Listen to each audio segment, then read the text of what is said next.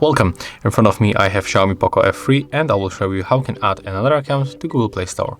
You have to go for the Play Store, tap on the right upper corner, click right here and click to add another account. Choose Google. We can use verification pattern or fingerprint sensor.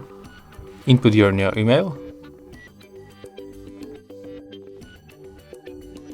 And then input password here.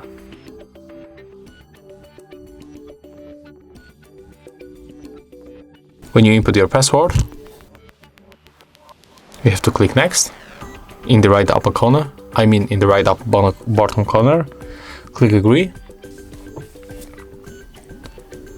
Then just go back and just take a look here. We can right now easily switch between two accounts. And that's all. If you found this video helpful, remember to leave a like, comment and subscribe to our channel.